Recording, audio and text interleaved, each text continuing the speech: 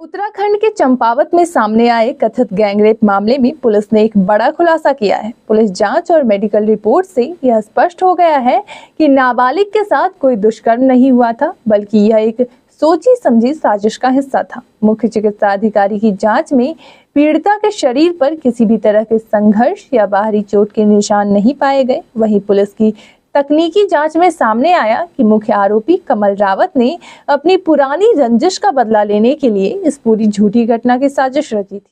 कल 6 तारीख को सुबह 7:15 बजे पुलिस के द्वारा ये जिला अस्पताल में लाए गए थे और 7:30 बजे सुबह मेडिकल एग्जामिनेशन हमारे महिला चिकित्सक द्वारा शुरू कर दिया गया था। तो इसमें जो भी कार्रवाई हुई, जो हमारा प्रोसीजर है, उसमें जो टाइम लगा वही लगा, बाकी हमने पूरा टाइम से करके पुलिस को हैंडओवर किया है। पूरे मेडिकल में देखा जाए तो उसके शरीर पर किसी तरह के कोई बाहरी चोट के निशान, किसी स्ट्रगल के निशान नहीं थे। अंदरूनी आंच में भी इस तरह के कोई जबरदस्ती के, कोई स्ट्रगल के निशान नहीं पाए गए। जैसे मैंने बताया, उस पर शरीर पर किसी तरह के कोई निशान थे। रस्सी बांधने जो नोट के निशान आते हैं वो भी निशान नहीं थे, और लेकर पैर तक किसी भी तरह के कोई किसी तरह चोट के निशान नहीं थे।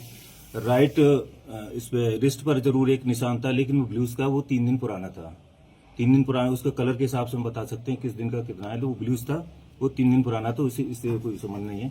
इस तरह पूरे जैसे हमारे महिला चिकित्सा द्वारा बताया गया, मैंने भी खुद अपना उसका पूरा देखा है, उसको पूरा स्टडी किया है इसको, तो उसमें ऐसा किसी तरह का कोई दुष्कर्म का नहीं पाया गया है।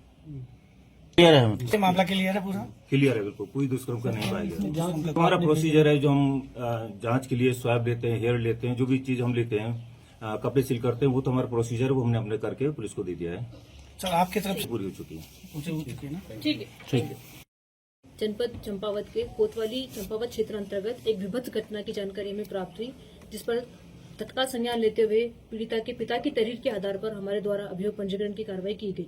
अभियोग पंजीकरण करने के उपरांत हमारे द्वारा मौके का मुआयना करते हुए घटनास्थल पर RFSL रुद्रपुर की टीम को बुलाया गया। वह वहां पर वैज्ञानिक तौर पर साक्ष्य संकलन की कार्रवाई की गई। साथ ही जिला चिकित्सालय ले जाकर पीड़िता का मेडिकल परीक्षण कराया गया। वह मेडिकल परीक्षण के बारे में जो भी हमारी रिपोर्ट में आया है, उसके बारे में CMO साहब आपको ब्रीफ करेंगे। इसके अतिरिक्त हमारे द्वारा जो टेक्निकल व मैनुअल इनपुट्स गैदर करने के लिए क्षेत्राधिकारी चंपावत के पर्यवेक्षण में 10 सदस्यीय SID टीम का गठन किया गया। इस टीम को सभी प्रकार के साक्ष्य एकत्रित करने के लिए हमारे द्वारा क्षेत्र में मामूर किया गया था। इसके अलावा जो पूरा घटनाक्रम जो हुआ है, उसके संबंध में हमारे द्वारा टेक्निकल, मैनुअल, CCTV फुटेज इत्यादि साक्ष्यों का जब संग्रहण किया गया, तो जो घटना वर्णित की गई थी उसमें भिन्नता पाई गई। पीड़िता के बयान, वह जो उसके साथ जो साक्षी थे उनके बयान और जो टेक्निकल इनपुट थे, इन सभी में विरोधाभास जब देखा गया, तो हमारे द्वारा पूरे प्रकरण को लेकर के इसका रूट चार्ट बनाया गया, जिसमें घटना की सत्यता को लेकर के सवाल व संदेह खड़े हुए। हमारे द्वारा सभी साक्ष्यों का पिरोते हुए एक रूट चार्ट तैयार किया गया। वह घटना और घटना में वर्णित तथ्यों का जब उसमें हमारा एनालिसिस किया गया, तो ये जानकारी संज्ञान में आई कि घटना जिस प्रकार से वर्णित की गई वह वैसा होना नहीं पाया गया। पीड़िता से जब इस संबंध में पुनः बात की गई और उसके संबंध में उनसे जब विचारण किया गया, तो पीड़िता द्वारा यह स्पष्ट किया गया, वह एक्सेप्ट भी किया गया कि जो घटना जिस प्रकार से वर्णित की गई, वह घटना उस प्रकार से होना नहीं पाई गई है। यह कुछ लोगों के द्वारा ये षड्यंत्र करके पूरा घटनाक्रम को रचा गया था। इसमें जो षड्यंत्र करता थे वह कमल रावत, उनकी एक महिला सदस्य, साथी व अन्य लोग, इन लोगों के द्वारा मिलकर के अब कमल रावत द्वारा पूर्व में एक प्रकरण को लेकर के वह अभियुक्त रहे हैं, जिसको लेकर के उसके मन में एक खेद था कि मैं जिन लोगों ने उस प्रकरण में उसकी पैरवी की थी, उनके विरुद्ध वह बदला लेने की भावना से ग्रसित थे। इस जो हमारी नाबालिग पीड़िता है, इसका प्रयोग करके, इसका यूज करके उनके द्वारा अपनी जो एक बदले की भावना है, उसकी पूर्ति हेतु पूरा षड्यंत्र रचा गया। इस षड्यंत्र को रचने के लिए उनके द्वारा जो पीड़िता है, उसकी दोस्त की शादी के समारोह को उन्होंने प्लानिंग का अपना एग्जीक्यूशन डे माना।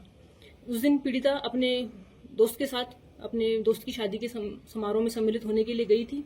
समारोह जब खत्म हो गया, तब वह उनकी प्लानिंग थी कि वो विनोद, जो कि पीड़िता का दोस्त है, उसके घर जाएंगे और वहां पर पूरा प्लानिंग जो उन्होंने की थी उसको अंजाम देंगे। क्योंकि विनोद पहले ही घटनास्थल से चला गया था, शादी समारोह से चला गया था, तो उनके उस प्लान की पूर्ति नहीं हो पाई। तो उन्होंने सोचा कि आज हम जो प्लान हमने बनाया है उसको एग्जीक्यूट जरूर करेंगे। तो उनके द्वारा ही विनोद के किसी परिचित का एक डेयरी के निकट जो आवास था, उसको अपना घटनास्थल के रूप में चिन्हित किया गया। वहां पर जाकर के उनके द्वारा स्वयं द्वारा वहां मौके पे पहुंच करके पूरा जो षड्यंत्र है वो रचा गया और इस प्रकार से पूरे षड्यंत्र को दिखाया गया कि यह एक सत्य घटना है। जबकि जिन व्यक्तियों के नाम तहरीर में नामजद किए गए हैं उन व्यक्तियों की मौजूदगी न ही तो टेक्निकल आधार पर, न ही जो स्वतंत्र साक्षी है उनके आधार पर उसकी पुष्टि हो पाई है। उनकी मौजूदगी अन्यत्र कहीं पाई गई, घटनास्थल के निकट भी उनकी मौजूदगी नहीं पाई गई। तो इस पूरे प्रकरण में जो मास्टरमाइंड था वह कमल रावत, उनके महिला मित्र व उनके साथी थे, जिन्होंने पीड़िता का उपयोग करते हुए, उसका यूज करते हुए उसको झूठा प्रलोभन यह दिया गया कि उसके जो बीमार पिता है उनका उपचार करा जाएगा, उसको आर्थिक रूप से उसको मदद की जाएगी।